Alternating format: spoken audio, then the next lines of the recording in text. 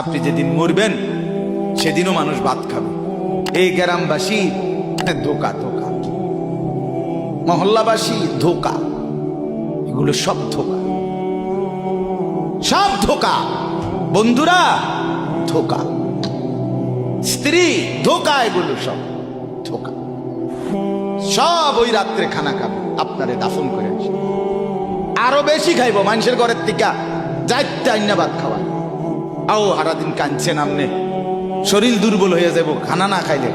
ভাত খা, খানা বন্ধ।